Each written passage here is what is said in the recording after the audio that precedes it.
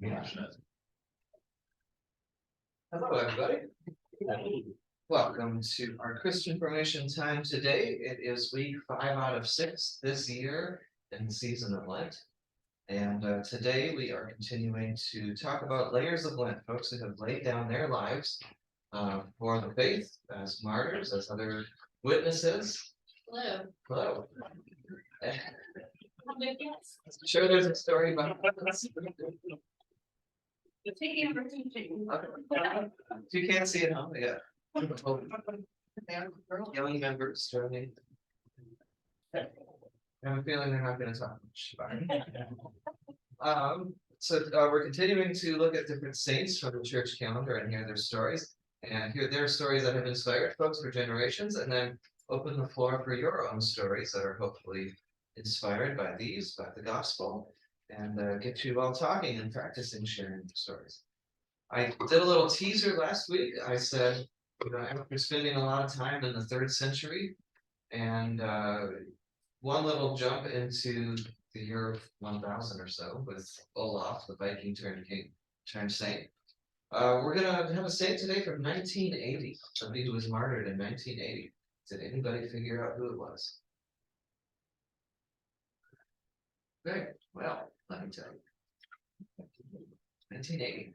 So for this week, we will be talking about Oscar Arnulfo Romero, Bishop of El Salvador. Oh, yes. Better known as Oscar Romero.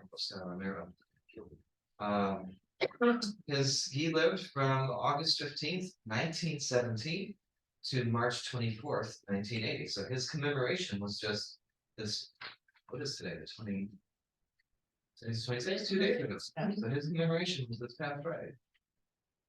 Here's the short version, and we'll get a little longer one. Romero was deeply concerned with injustices evident toward the poor and powerless in El Salvador, and worked forthrightly, they chose that word very carefully, worked forthrightly against political repression. He was assassinated while presiding at the Eucharist in a chapel near the cathedral in San Salvador. So he was a Catholic. A little background: El Salvador is a country in Central America, along with many other countries in Latin America throughout those decades. They had a lot of unrest. Sometimes the U.S. got involved, sometimes not, but there was a lot of worries in that time. Many of you know about if the governments that came in as countries got independence, liberation, would they be communists, would they not? There was a lot of jockeying for position and a lot of strife. So there was a civil war that began in El Salvador. There was a coup in 1979, and a military regime took over. And the Civil War formally ended in 1992. That's a long conflict, although there's still violence and gangs and a lot of things lingering on from then until today, including kidnapping of youths to just indoctrinate them into little kids, just kidnapping them off the streets and indoctrinating them. So this cycle of violence has continued long past. But when that coup first started in 1979, you might have noticed his death date was in 1980. Okay? He was a Catholic bishop in El Salvador, had risen through the ranks, priest, through different positions in the Catholic Church until he was the bishop of the area. We talked a few weeks ago about liberation theology. This was something that was partially came out of Latin America, or South America, but this idea that Christ was on the side of the poor and the oppressed, and so theology, when you did all these studies and this academic stuff, it couldn't just be the ivory towers and the safe places and just mental games. It had to start at the level of the people where Jesus would have been, right? Healing the sick, giving hope to the captives, setting free, all the stuff that Jesus talked about. They said theology needs to come from this perspective, liberation theology. And it's all about what Jesus said. Sight to the blind, the lame can walk, the deaf can hear, the prisoners are set free, good news to the poor, things like that. So Oscar Romero was not a liberation theologian. That was not where he came from. He was a social conservative. Maybe what you would think of some of the Catholic Church ways, right? Just very steeped in tradition. This is how things are supposed to be. But as things unfolded, a couple of things happened. First, the poor were just getting horribly oppressed. They were not being taken care of. Now, a lot of folks came out speaking for liberation theology, and he said, you know what? They said I'm not going to get into all of it, but he had conversations with some liberation theologists or theologians. And they said, well, there's a rich church and there's a poor church. He's like, no, there's only one church, Christ's church. There is no rich church or poor church. He was worried that liberation theology was too materialistic, that it was all about income or, workers' rights and things like that. So at first he was not on board with the liberation theology stuff at all because he thought it was too materialistic. He said, no, there's just one church. However, as things unfolded with the conflict in the country and the people around him, he did say, well, the teaching of the church shows a preferential option for the poor, Old Testament and New Testament alike. You take care of the orphans and the widows and the sick, things like that. And so he also, within the one church, said we need to still favor the poor and the vulnerable, look after them. He desired some social revolution, but based on an interior reform, right? Change your hearts in a part of the teaching of the church of the one church. Another thing that happened was there was a member, there was a friend of his, a fellow priest named Rutilio Grande, who was murdered, and this deeply affected him. This got him to start, sometimes it doesn't change your way of doing things or speaking until it affects you more personally. So it's one thing to have just the poor masses, but another thing when his friend, a fellow priest, was murdered. This has nothing to do with anything, but the congregation I served previous to here somehow had a connection with a Lutheran church in El Salvador called Rutilio Grande Lutheran Church, named after this priest. And, they had, before our time, had gone down on mission trips and helped with the church building, and some woodworkers in the congregation built an altar and some other things and sent it down here. So this Rutilio Grande, this whole history, I have a very, very tangential connection to. So between what was going on with the poor and his friend and colleague being murdered, he became an outspoken critic of the military government of El Salvador. And as I said, about a year later, assassinated while presiding at convenience. Let's see. This is translated from a speech of his at a Catholic university in Belgium on February 2nd, 1980, so a little over a month before he was killed. He said, in less than 3 years, more than 50 priests have been attacked, threatened, calumniated. That's a Catholic word. I know I learned it once in the seminary, I don't know. 6 are already martyrs, they've been murdered. Some have been tortured and others expelled from the country. Nuns have also been persecuted. The archdiocesan radio station and educational institutions that are Catholic or of a Christian inspiration have been attacked, threatened, intimidated, even bombed. Several parish communities have been raided. If all this has happened to persons who are the most evident representatives of the church, you can guess what has happened to ordinary Christians, to the campesinos, catechists, lay ministers, and to the ecclesial-based communities. There have been threats, arrests, tortures, murders, numbering in the hundreds and thousands. But it is important to note why the church has been persecuted. Not any and every priest has been persecuted. Not any and every institution has been attacked. That part of the church has been attacked and persecuted that put itself on the side of the people and went to the people's defense. Here again, we find the same key to understanding the persecution of the church, the poor. So yeah, it's why would they go after the church? Because they knew how much sway the church had. They knew that the church was on the side of the poor, and if anybody spoke up on behalf of these masses, the masses might realize that they outnumbered the military folks. Even if they were outgunned, they had numbers, so they had to take away the church, which would have been a source of organization, help, aid, medicine, education, inspiration. They had to take that down. On March 24th, 1980, Archbishop Romero delivered a sermon in which he called on Salvadoran soldiers as Christians to obey God's higher order and to stop carrying out the government's repression and violations of basic human rights. Romero spent that day in a recollection organized by Opus Dei, which is a Catholic organization of living your faith in daily life. A monthly gathering of priest friends led by Fernando Sáenz Lacalle. Lacalle. On that day, they reflected on the priesthood. That evening, Romero celebrated Mass at a small chapel at Hospital Divine Providence Hospital, a church-run hospital specializing in oncology and care for the terminally ill. Romero finished his sermon, stepped away from the lectern, and took a few steps to stand at the center of the altar. As Romero finished speaking, a red automobile came to a stop on the street in front of the chapel. A gunman emerged from the vehicle, stepped to the door of the chapel, and fired one, possibly two shots. Romero was struck in the heart, and the vehicle sped off. He died at the chapel of the hospital in San Salvador, capital. For what it's worth, El Salvador means the Savior. San Salvador means saint, savior, or holy saint.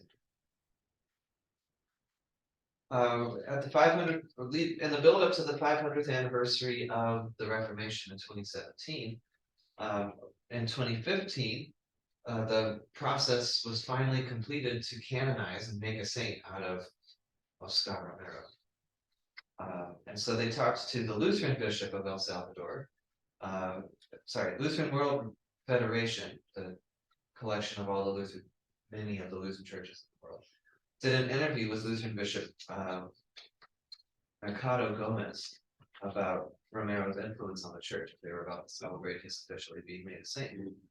And so in an interview with Lutheran World Information, Gomez explained the significance of the global Catholic Church recognition of Romero. He's considered a martyr of the Christian faith for his open advocacy for the poor and marginalized. We said that, okay. The Lutheran bishop said, "For my part, I have given declarations expressing respect and admiration for Monsignor Romero. His beatification is a source of pride for Salvadorans. As a Christian church, it is important because Romero was very ecumenical. I have made known our Lutheran understanding that we are all saints by receiving the Holy Spirit and by receiving God's forgiveness during baptism. So Romero's greatness is not for his actions, it is only God's action in him that made Romero a prophet. This is a call of God to which Romero said, 'Here I am, Lord.'" The interviewer said, "How does the Salvadoran Lutheran Church and you as its leader identify with the cause that he stood for and for which he was killed?" "This moment excites me because Romero was my pastor too when I was a child being prepared in the catechism for confirmation, as he served as a pastor at the Cathedral of San Miguel. I remember well not knowing at the time of his greatness, a man with joy and very communicative. Children were invited to memorize a Bible verse. He was a friend. Then when I was at school, Romero was a chaplain, and there was an experience that helps me talk about his conversion. When the evangelical churches were growing, evangelical students in Romero's class questioned the Bible class. He did not like it and attributed the resignation to the presence of evangelicals. Later, he was conservative while still being charismatic, in his own way drawing people to the faith. The journey towards his role as bishop, along with the people, transformed him to embrace pastoral leadership in an ecumenical way. When he was murdered, we were already having ecumenical meetings. For example, the Baptist Church Prayer for Christian Unity, and Romero participated. The churches were already walking together. His death shocked us so much, especially me. Salvadoran Lutheran Church was still small. The war started and we had suspended our meetings. With his death, many of us decided to take up the burden of Romero, the Episcopal Church, the Emmanuel Baptist Church, and others.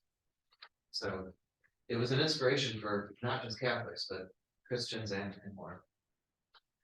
I'm going to just share two more things. This is a mural that somebody painted. I don't even know where.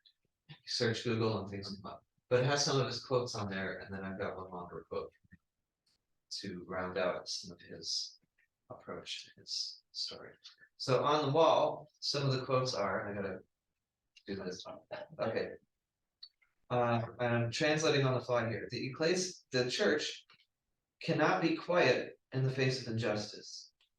If it is quiet, it will be complicit. That was in 1977. We either serve the life of Salvadorans, or we are complicit in their death. That was in 1980 in February. I am not looking for personal advantages, but only for the good of the people. 79. And then the pastor should be where there is suffering. 77. And then this one, um, okay, something like I'm already offering my blood for the redemption and the resurrection of El Salvador, that my blood could be a seed of liberation or of liberty. Here's the longest quote. This might be one of his most famous quotes. It helps now and then to step back and take the long view. The kingdom is not only beyond our efforts, it is even beyond our vision. No statement says all that could be said. No prayer fully expresses our faith. No confession brings perfection. No set of goals and objectives includes everything. This is what we are about. One person plants a seed in the soil. Another waters it. We plant seeds that will one day grow. We water seeds already planted, knowing that they hold future promise. We lay foundations that will need further development. We provide yeast that produces effects beyond our capabilities. We cannot do everything, and there is a sense of liberation in realizing it. This enables us to do something and do it very well. It may be incomplete, but it is a beginning, a step along the way, an opportunity for God's grace to enter and do the rest. We may never see the end results, but that is the difference between the master builder and the worker. We are workers, not master builders, ministers, not messiahs. We are prophets of a future not our own. That's the one.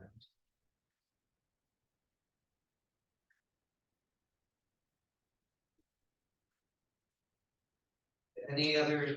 I saw once I said his name, I saw some recognition. Any other stories or reflections on Oscar Romero? The only thing I remember was there was a movie Oh yeah, produced about him. that came up too. There are a couple movies. One about the Civil War in general, and he was kind of that assassination was a scene as kind of an aside. And I think there was another name on the slide. Anybody else see that movie? I worked with a kid, I think it's from El Salvador. What was the European country that pretty much dominated El Salvador for? Spain. I was just wondering, because you said half the population is white and half of them is Hispanic, all his relatives were white, he was Hispanic. But I was trying to remember. There was an American, I'm remembering right, I might be getting right, might have been Honduras, but he had some influence in the neighboring countries too. There was this American army gentleman who left the army after, I want to say, the Mexican one. The details are fuzzy, but he ended up setting himself up as like a ruler down there, like a warlord, and held court for a number of years. Maybe it could be from that too. Henry Ford did the same thing. Yeah. Yeah. Yeah. There's no shortage of countries who decided they were just gonna take over some other country. I was wondering where the Lutheran influence came from, whichever. Oh. It was, but, I mean, there were Lutheran missions sent all over the world. A lot of them originated from more the European side. So I understand what you're asking. For instance, I've been to Namibia. There's a strong Lutheran church there. Like majority of the Christians in the country are Lutherans, and that came from some German missionaries and some Norwegians.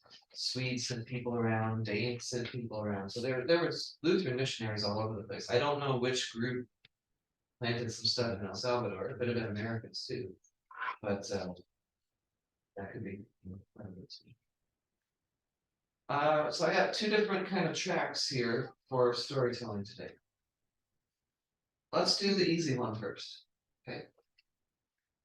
Thinking of that last quote from the bishop about planting seeds, not knowing what's going to come. Tell a story about somebody who planted a seed, or watered a seed, or laid a foundation in your life, specifically related to your faith. Did they even know they were doing that? So, tell some stories about people who planted or cultivated your faith. remember none of weed whack means instead of, I'm sorry, let's repeat that one. I said, but none of weed whack means. That's what I thought you said. Developed it, because I was gone to Catholic school for 8 years, and I was gonna go to a public school, and she said I'd probably, burn in hell for. Okay. Okay, We're going to a public school. for a moment, I thought you were being literal, actually. 'Cause I'm doing art. Okay, okay. And so watch me grow. Okay, so then who was it? I'm gonna keep you going on this, because that is funny, but I wanna get you serious a little. So after you got weed whacked, here you are, you're here every week. Who was it that helped build you back up? I had somebody nail 95 theses to my door, so he. Who was that? This one here? This is the way it's gonna be when else.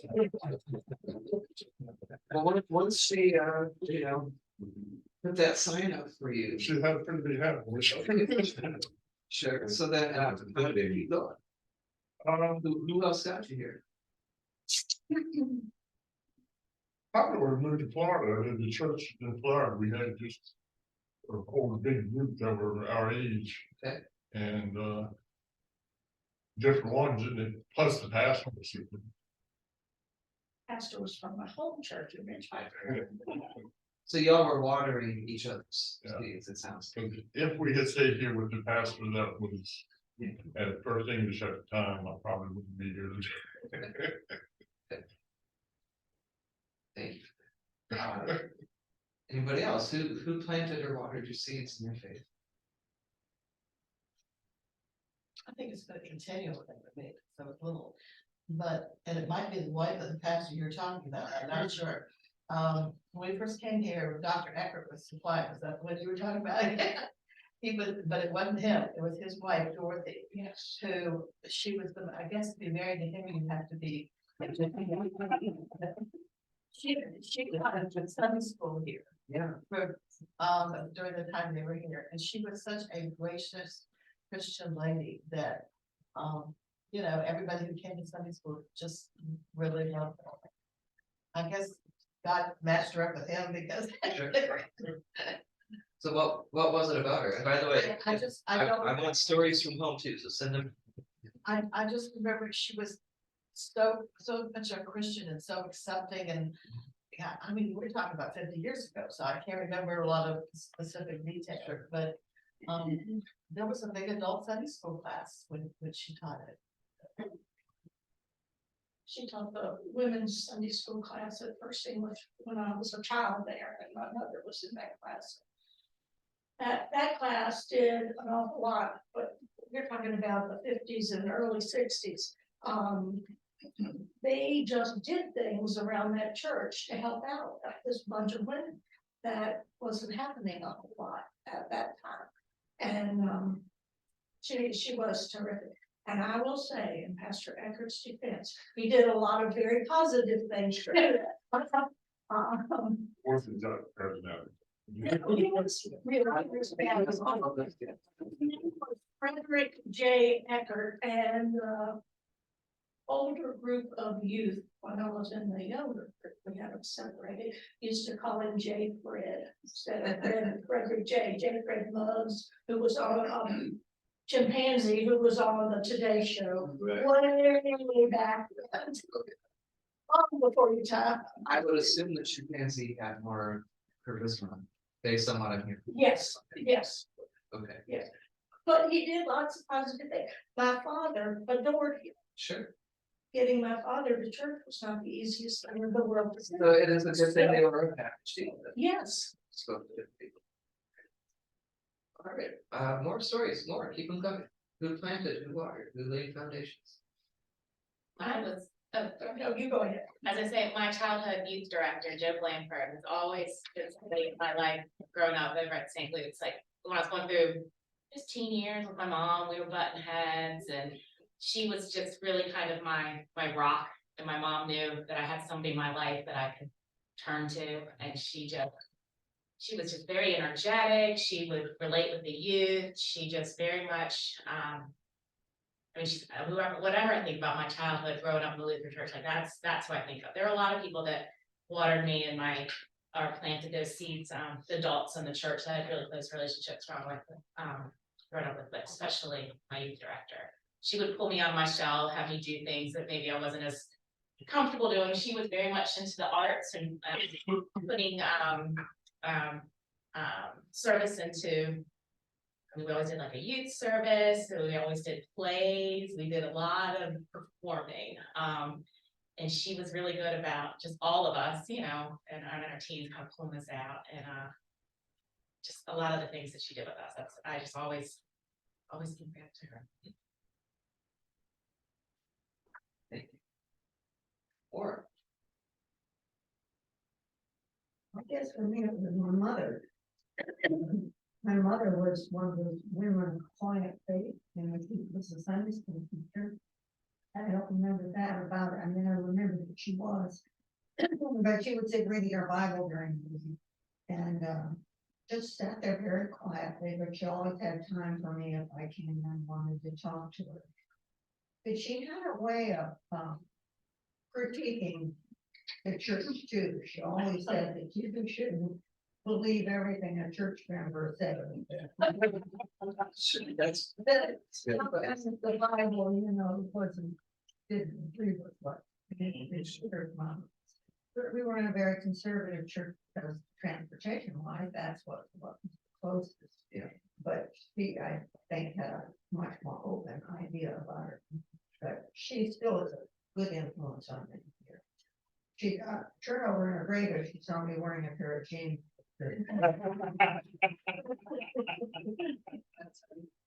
I was trying to think of a positive point that everybody was talking about here, and everybody knows my wife, so I wanted to bring that up. But we've heard, she is a concept, see if the negative influences did it to me more than positive influences did. Because I saw, help to grow your faith. yeah, Okay, because the yeah. negative side wasn't working. You don't want to be that. Yeah, Yes, it wasn't working, yeah. so they were setting an Yeah. example that I didn't want to follow, so there had to be something else. So I would say the negative influences probably did more in bringing me to Christianity than the positive influences. Sure. Because I saw people that were more positive influences kind of hypocritical, Sure. so I it didn't go well for me. But I knew the negative wasn't working either, so there had to be something a little bit better. Sure. So they had an edge by just marginal edge, Yeah. but it had to be better, so. So if Gordon got weed whacked, you were coming up against the sidewalk or some weeds or something, you're like, you know what, we're gonna head towards the sun. Well, shoving against the tide gets tiresome. Yeah. So I'm hearing a theme, this is what I do, I'm hearing a theme of people who are accepting, who make time for you, who set a good example, who maybe draw you out to do some work or some things that get you out of your shell and use your gifts. But I don't know if y'all are picking up on that too, accepting, make time for you, honest, draw you out. So now thinking of these characteristics, thinking of these, and I will also say that a lot of smiles as people are telling the stories and also listening to other stories. As you're thinking of folks who did that for you. In whose life are you planting seeds right now? Watering or laying the foundation. I could do this to your whole lives, but I'm just gonna narrow it down to right now. Maybe you didn't even think about it, maybe you didn't realize it. But who do you think right now maybe you are fulfilling this function for that others have done for you? I don't think it's probably right now, but I do all these photo albums, and I was putting together some scrapbooks. Found a letter that, I think Becky had the kids in her Sunday school class. Kirsten wrote it, and Kirsten is now, what, 21, I don't know, 23 right now. And she had them write who had been the Christian influence in their lives. And Kirsten had written it, and it was about me, and gave it to him. Becky gave it to me, and I kept it. Hopefully someday when I'm gone, she'll find that letter, and So I think in ways, I think all I ever did was I pick them up and bring them to Sunday school, and that's the example, I guess. That's all you can do. Because not everybody there's a reason there's only 22 martyrs on the calendar. That's not how most folks share their faith. It's gonna be in these everyday, I've got your back, I'm there when you need me kind of ways. That maybe you don't even think about, but you're doing so. Anybody else? Who are you planting seeds on right now? My grandchildren. Well, grandchildren, yeah, grandfather. Okay. Either pretty, one of the families pretty unchurched. So, I have to be careful, of course. Yeah. But, I don't know whether I'm getting anywhere or not. Keep it up. And what is it? You. We may never see the end results, but that is the difference between the master builder and the worker. We're the workers, not master builders, ministers, not messiahs. We are prophets of the future, not our own. I think these young girls, much younger than I am, they were bringing their kids to Sunday school at church. That's where it's got to start, and there are several examples of parents in here who are doing that. Yeah, just by making them get out of bed. Right. Yeah. Hard, man. They moved girls down the way to church.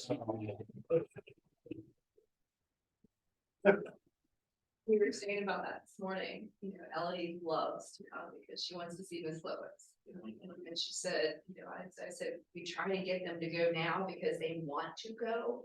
Whereas in a couple of years, it's going to be bed, they're gonna be over at our friend's house, things like that. And, now, I mean, they want, oh, it's Sunday, or what, we're not going to Sunday school, cry, So- we're not.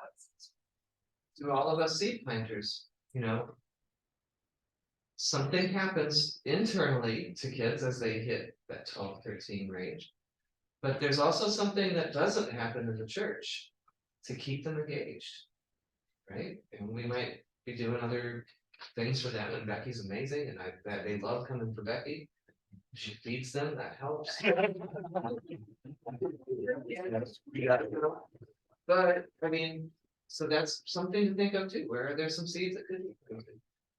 So to keep them wanting to be here. Or maybe they'll be like, we're on when you wake up, but they still want to be here. I'm not gonna tell you that. I'm thinking about my granddaughter. She was raised here.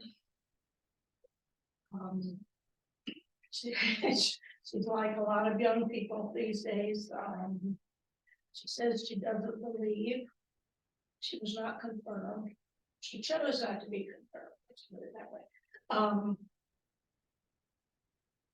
And so her grandmother is concerned about her all the time, but she knows that we still come every week, and if something's going on that we're not here, she wants to know why we didn't come today. I'll give you a reason, don't follow it. No, but she said one day this week, well, I want to let you know that I'm gonna be there on Palm Sunday and Easter, and I said, what are you gonna be here for? And she said, no, I'm going to church with you. And I said, okay, we'll take that. Yeah. Yeah, you take everything you can get. You might not see where seed grows or whatever. And so this is the practice, right? You're telling stories about people who were important in your life. You're being open to the fact that you're important in other people's lives, even through the mundane stuff.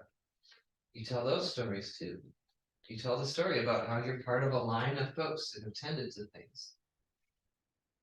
Because, think of how many parables Jesus told about plants and farms, right? That's the language of the time. People understood it. So using the language of, man, this person was important to me. They were always there for me. They always welcomed me. They got me to do things I maybe wouldn't have done otherwise. You tell those stories and you tie it into this continuum of saints and faith passed down. There's more to the church than just institutions and traditions. There's also the faith of the heart. There's also the service in the world. There's this good news. If there wasn't something to it, especially knowing some of the church history, we wouldn't be here right now. The church would have folded long ago if there wasn't something godly when the church got a little too big for its britches and overstepped its bounds, got away from the gospel. There's gotta be something to it when we get a little apathetic or, well, it's just church, you go to church and forget to say, no, this is why we go to church. These stories are worth telling because it gets to the heart of why we're here. It's more than just habit. There's a continuum of the good news being lived out even in the most boring ways, even in the Eckert ways, right? It's gonna speak to somebody, it's gonna get through. One of the things that I've been offered joining other organizations, one is the American Legion, another one I've been asked twice by the Masons and I've refused. All of, I don't deal with those organizations because it's just too time consuming, that it works on check. However, church doesn't seem to affect me that way. So there must be something else about it. Yeah. Other than just an organization, because I'm not big into joining organizations. It's just too much time and effort. And there's too much my time being used up by them, and they don't really mean that much. So there's got to be more to it than just an organization, because I don't do organizations. Plenty of churches are basically country clubs with steeples on top, or some other slightly different version of the Masons or the Lions or something like that. Doing nice things in the community, getting together for meals, doing some fundraisers. So yeah, you got to be able to articulate what it is for you and for this congregation that is different than those things. Because otherwise, folks will just be like, oh, they're going to equate church and Masons, Lions. Yeah, that's what I say. It's just another organization else there. So, ponder that. This could be a LENT discipline. What is it about church or Messiah that is different from these other organizations? And then put that to words. Write it in a journal, put it in a letter, say it to your wife or your husband. Like, what, maybe step out, share it with your coworkers. Be like, I was just sitting here the other day. Why don't I join the Masons? But I go to church. What's the difference? And it just, I had to think about it. Share these stories. You're not trying to convert. That's the thing. When you share those stories, you're not trying to convert other people. That doesn't work so good. History has shown that. There's some definite reasons why a couple generations over the last 40, 50 years are just like, about church. So how do we tap back into why it's important? What it means to you personally? Anything else on this? Seeds planted in you or that you're planting in others? And we're going to do the hard. I think it's important that not so much tell someone you're a Christian, show them you're a Christian. Yep. If you're at a store and someone's struggling to get stuff in the car, go help. Yeah.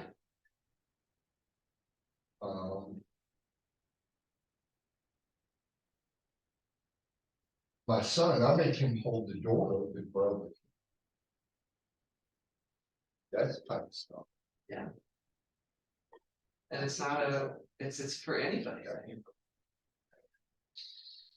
And people might not know you're doing it because it has something to do with your Christian faith. But in about a week and a half, on Monday, Thursday, we're going to hear the story again of Jesus washing the disciples' feet. That has become, when I was a kid, whatever. But the longer I've been a Christian, that story becomes more and more central to me. Especially when you know what he was washing off their feet and whose job it usually was to do that. For Jesus to get down and do that for them and say, I have set for you today an example. And love others the way I love you, and they will know you by your love. What's that song? They'll know you are Christians by your love. That song's been around a while. It can become sort of a kumbaya kind of a feel like it. Right? It could be easy to just, it's that song. But there's a deep truth to that song. They might not know you're holding the door open, or that you're teaching your son to hold the door open, or that you're helping somebody with their card, or that you are going out of your way to give somebody a ride, or just to smile at somebody. They might not have any idea that you are doing that because you're Christian, but boy, those might be seeds that you're planting. That the Holy Spirit or somebody else later on down the road is gonna water. It's gonna tend to. Simple acts of kindness. The rare occasion since is why they do it. Yeah. Cause it's the Christian thing to do. Yeah. And leave it at that. And that's a tricky thing too, because unfortunately, a lot of folks will say that. Like they're daring you, because it's a Christian thing to do. You got a problem with that, right? It's not supposed to be. Like, fight you, bro, like it shouldn't be confrontational. It's just a simple statement of faith and truth. Because it's what Christ would do. Okay. So not only is it tough to tell the stories, because that's not how our society is wired, but it's tough to do them in the context and the climate of a certain way of being a Christian. It's come across. So a lot of people retreat from their faith. Like, I don't want to come across it. People who are knocking on my door, the people with the signs, the people who are aggressive. But you got to do it anyway. You got to find a new way to do it. I find it a reciprocating agreement. And what I mean with that is that you're helping out the individual, it makes you feel better as well. Well, that's true. And so you both sides get something out of it. Yeah, it's golden. And it's just much healthier to be happy than it is to be. That's spoken like somebody who's worked as an engineer. But I will say, I do this with premarital counseling. I will say to couples, okay, you put the other person's needs first, and they put your needs first. So that means you don't need to make it about yourself, because if you're both putting the other first, you still take care of yourself, right? It's not, I hate it when they do the unity candle symbol and they blow out the two candles, but no, you're still your own people. You have a new thing too, but don't blow out the candles. If you blow out the candles, I'm not picking the candles. Weddings can be tough for pastors. But it's weird, but there's a way more grace happening at a funeral. It's because people, I will say, it's funny. It is funny, but people are much more open to hearing the good news at a funeral than they are at a wedding, because I got way more things going on. Anyway. But if you're putting each other's needs first, then you're all taken care of. Right? That it's reciprocal. And it's not a bait and switch kind of thing. It's I'm gonna be altruistic to you and you do it for me. Oh, good. It's the golden rule. And Well, even if I don't get something back physically, I feel better for doing it. Yeah. So, I mean, it's not a tit for tat situation. And that's not the reason you do it. That's it. No. Happy. It's not a tit for tat. I'm expecting something I'm doing. Okay, good. Just making sure. So. That's right. Yeah. Yeah. Don't do it because you're like, I'm so great. Yeah, no, that's not. Don't do it. All right. Here's the hard question. Tell some stories about people who have spoken out against injustice. Have fought against injustice. Could be yourself, somebody in your life, somebody you've read about, somebody on the news, some of these big saints. Their stories that inspire you. A different way to say it. Was there ever anything that just was simply wrong, but just couldn't ignore it? So that's the more personal side. So it could be somebody who spoke out against or fought against injustice who inspires you, or a time when there was just something that was just wrong and you couldn't ignore it. Let's hear those stories. And something a little more than like folks in the break room kept loading the dishwasher on, right? Okay, something like the gospel level here, all right? Be somebody in my break room would load the dishwasher. Anyway. Okay. Then they do it wrong and you get upset. No, be great. But somewhere in this sort of, these folks are getting treated badly. Oscar Romero, I'm gonna speak out despite the risk type thing. Alright, what you got? What you got? Who inspires you? They don't have to be Christian either. They might not be doing these acts against injustice because they're a Christian, but you can still see God at work in it. So who inspires you? People who inspire me are usually people who are seeking justice somehow. I guess I've always been one of those flag wavers and all that. but I have, for the last 20 years, been particularly concerned about the Palestinian people. Because the Israeli government is getting rid of them every week, there are more and more of them go on. Of course, I shouldn't subscribe to their newspapers, I read it all, but what the government has nothing to do with liking Jews or not liking Jews, it has to do with the way we've allowed this one country to continue to behave that way. And just seem to close our eyes, you know, anyhow, that's a big one. I think a lot of them. Back to Gordon's question earlier with El Salvador, there are Lutheran churches around the world, there's the Lutheran World Federation. And there is an evangelical Lutheran church in Jordan and the Holy Land Yes, that runs hospitals and that, you know, is there on the ground, and they'll tell you the same thing, like, we're here to serve everybody, Israelis, Palestinians, Arabs, Jews, everybody, we're here to make sure no one's in the crosshairs. And so they'll speak out against the Israeli government and the folks throwing rocks, like, you know. Yeah, the Lutherans and the Presbyterians and the Episcopalians, there's a lot of presence. Methodists too, yeah. But give it to our government or the press, and you know. It becomes which side are you on instead of. Yeah. What about the vulnerable people? So that's my example. Yeah, that's a good example. Because it's a clear case of vulnerable people. Getting killed. Who's gonna speak for them? Yeah. What else? Who else inspires you?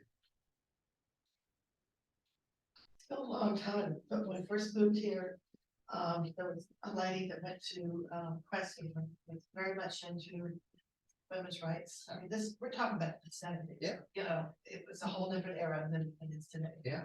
And, she would organize meetings at service time, we were going to one in Epiphany. And I think there were maybe one or two from this church, but it was, you don't get involved in this stuff.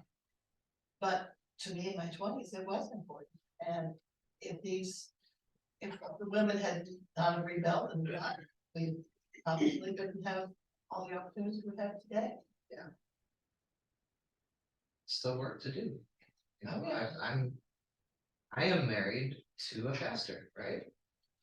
We were co-pastors for 12 years, first as associates and then as just the only pastors. If anybody had a complaint, it went to her, not to me. If there was a comment to be made on our appearance, with the one exception of if I had shaved, it went to her. Makeup, clothes, weight, hair, you name it. She was disinvited from participating in a funeral once. We had gotten into the habit of one of us would preach, like if one of us had that relationship with, if we were the ones that had been doing the hospital visits or something like that, that one would preach. But since we were both the pastors, we were like, okay, it's not gonna be like favoritism, the other one will do the prayers and we'll do these services together whenever we can. And yeah, she was disinvited from being in the funeral. Because she has ovaries. Really, it was the only reason. So the folks that still don't let, you know, like the folks that are like, hey, we've come so far, well, there's still folks that need to keep pushing. That's inspiring to me. I've learned a lot from her. She says it's really tired to be, she's the first female to serve at her internship site, like in a collar, right? And her internship site, first call, second call, other places she's filled in long-term. She's like, it's really, I don't want to be the trailblazer anymore sometimes. She didn't ask her that. My 50-year-old son was baptized by, in Charlottesville, but Charlottesville's a little more liberal place. And they had, vicar, when you're not really ordained yet. The intern, you know, yeah. like a student teacher, Yeah. only or a student pastor. Yep. Anyway, it was the first woman in that area, and we always kidded, you know, he was baptized by a woman. But I don't know where she went after that, but she was one of the few, and she didn't go to Lutheran seminary. I don't know. You could for a while. Yeah, she went to one of the big name ones up, I can't remember what, one of the big schools up in the east. But Yeah. Got about 5 minutes. Any more? Heck, it could be Mr. Rogers. If you heard some, I mean, in the movie about him, he was. Some of the stuff that he said and did that was not on the TV show that has come out since he passed. It's amazing. He's a Presbyterian ordained minister. Mr. Ryan. That wasn't widely known until after he died. But what did his show do? Listen to the stories you all told about planting seeds. That's what his show did. Go learn about other people, right? What do they do for their jobs? It's okay to be sad. It's, let's handle our emotions. All those puppets, like all the stuff he did in a gentle, kind, welcoming way. His agenda was to teach people how to be kind to each other. Yeah, he's still relevant today because they're in syndication now, so. Yeah, and then they have a spin-off, an animated cartoon. It's called Daniel Tiger's Neighborhood. You guys know it? Anybody else know Daniel Tiger's Neighborhood? It is so good. Not just as teaching preschoolers, but honestly, the first time it came on, Liz and I were like, "What's Daniel Tiger's Neighborhood? Let's see what it is. Let's see if they messed it up." And it was like, "Oh, this is nice. This is gentle." And then they did the theme song. Me about lost it. Like, oh, it's the song. Like, it brought all of that. It brought all of that back. He was very controversial, but look what Dr. Martin Luther King did. Obviously, he probably made as many enemies as he did friends, but without his push, a lot of things would never have happened. Yeah. And he's very popular to be quoted out of context today. But look at he had a lot of pressure to get away from the nonviolence too. And other groups didn't stick to that, and they had their role in the movement too. But you look at John Lewis and you look at Martin Luther King, to keep doing what they did, knowing, like, to go to those sit-ins, knowing what was awaiting them, how they'd be treated. My gosh, yeah, I can't imagine. How many times they were thrown in jail? Yeah, I've never stuck my neck out like that. But yeah, I know somebody was telling a story when we first started this about civil rights folks from up here, white folks and black folks who went down from the north too. It's not up here. We're a little farther north, but from other places that went down to the heat of it down in Alabama, Georgia, and got themselves killed. There's a girl in my Sunday school class, well, she was in college at that point, from my little tiny hometown. And we all thought she was crazy, and she probably was, but she went down in the summer, a group of Iowa State kids went down, and they was, you don't know anything about the South, what are you doing down there? You should, and maybe they shouldn't have been, but they were there, So that's the other side of this. We'll wrap it up, but you're planting seeds and people are planting seeds in you. Sometimes you might feel this tug that something is wrong. And it will be easier not to say anything, to do it, or to just kind of, that's not right, just keep it in the home. There might be a time where you're called to get out of that shell. You might be inspired by others who have done it before. You might get murdered. Maybe not killed, but something could happen. Age has a way of liberating. Sure, when I was younger, I would not do certain things, and at my age now, I don't care. So age has a little of a liberating situation. And so, because I had to be in a workplace, so I had to watch I didn't make too many waves. I don't have to worry about that. Sure. And then there's folks that do make those waves and they lose their jobs or other things. Anyway. So a lot of these stories, people stand up to power for their faith, for, in this case, the cause of the poor, which Jesus is all about. There will be ramifications, right? Be aware of that. But even those actions are planting seeds. Everything we do could be the negative version or the positive version. If people know you're Christian, and what you do, even the most mundane stuff, is a witness to that. No pressure. Just be aware. Know that there's a forgiving and gracious God who, when you mess up, you're there. Take a look. I don't have anybody picked for next week yet, so we'll think about that. If you have any requests, or pull out your hymnal this morning at church, skim through the front part, look for the ones that are martyrs in the calendar. If somebody like, I want to know more about that, let me know. And we'll wrap this up next week. Thank you for sharing your stories. Thanks for watching at home. Send your stories in. And yeah, let's close with a prayer. Gracious God, thank you for all the saints, the ones with notoriety and the ones that are known only to us. Thank you for all the seeds that have been planted in us with the help of your Spirit, those that watered and nurtured them, and guide us as we do the same for others. Help us to be aware and intentional of it when we can. Thank you for the witness of saints who went all the way, like Oscar Romero, who stuck to the teachings of your Son, even to their own death. May their stories inspire us. May their seeds be planted in us.